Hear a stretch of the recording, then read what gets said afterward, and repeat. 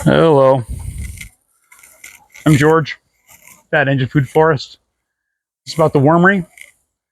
Just want to show where a lot of the material comes from. We live around all these fruits, nuts, and berries, Asian pears, and grapes, and mulberries, and apples, and figs, and ground covers, and varieties of flowers, and wood chip pathways.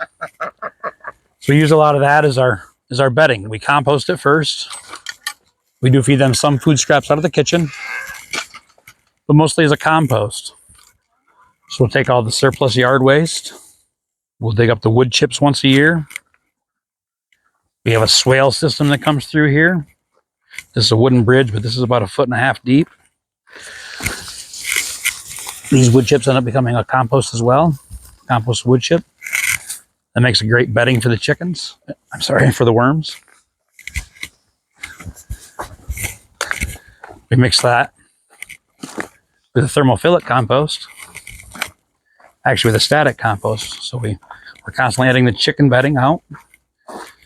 And so when we do, we take the food scraps and we build a compost. They're always about this nice size compost here. There's 2.5 in here.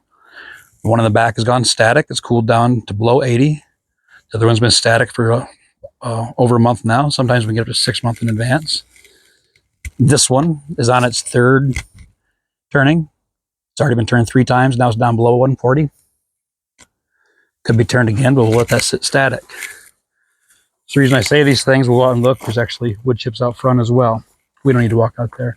I have wood chip piles out front as well waiting. So I spread those wood chips around, make compost. I've got another younger compost out there. So we're trying to stay ahead of it with the thermophilic compost. And the reason we're doing that is trying to invite as much fungal activity into that worm area as we can. So the red wigglers, the composting worms, aren't known for the fungal component, mostly bacterial environment. So looking under the microscope, I believe we have a large variety of the fungus in there, a fungal hyphae in there and whatnot when I look through it under a microscope. And I think that's from having the static compost, so many wood chips. And there's plenty of bacterial environment from all the green you see around us as well. So it's a nice thermophilic compost, nice even feed for them. Kind of babbling now.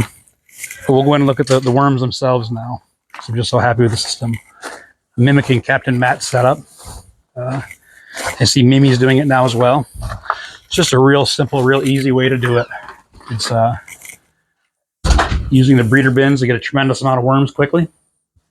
Then using the large batch bin to grow out those baby worms and have a tremendous amount of worms doing the composting for you. So we end up with a large amount of castings and a large amount of worms. I made this video a few times and I just babbled on. So I want you to keep this short. I'm going to use the same bedding I just used. I'm not doing it because this is the best one or anything. This is only 2 weeks old, week and a half old. So it's probably got 2 weeks left. These are breeder bins. They're on a 3-week system so that we catch them before these cocoons hatch. These cocoons in here, let's see the worms first. So these cocoons, we'll see a bunch of them in here. Like that right there, that right there.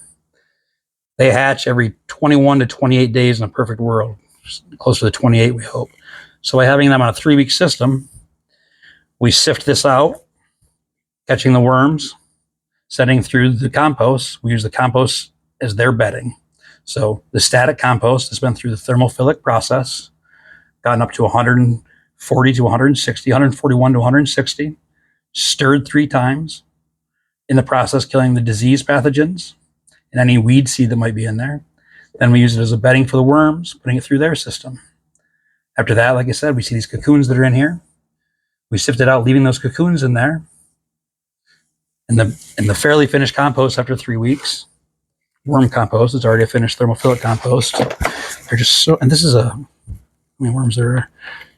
This is my middle one. It's got, like I said, almost 2 weeks left. There's still so many cocoons in there already. So just a great way Captain Matt says to do it. I do want to say we use organic starter feed, chicken starter feed, some neem seed, crushed neem seed, a few other things, alfalfa.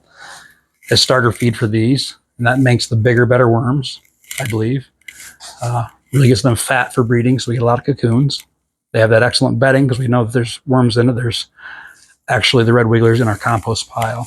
Maybe we'll go back out and have a look at that. I used to store these bins on top of my breeder bin, my compost bins on top of it, and they migrated.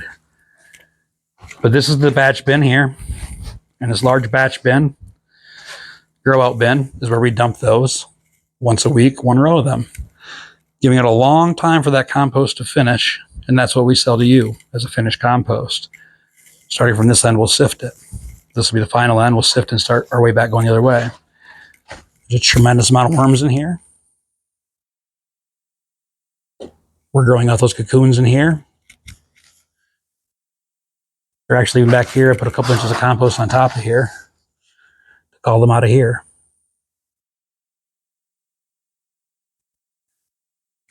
From there, we'll sift it. Here's the last batch we sifted. And this is what we sell. Just a gorgeous, gorgeous compost. Black gold. I'm just sharing this because we're trying to get business going here. I've got a ton of compost to sell. We know we have really healthy worms. Again, we sell the breeder bins, $50 each. For 500-600 worms, the bedding, and a tremendous amount of cocoons, up to 1,000 or more cocoons in it. Worms by the pound, and compost as well. Please like, share, and subscribe. We also do tours, classes, and consultations for the permaculture food forest. Change can be better than a holiday. I'm George. Have a great day.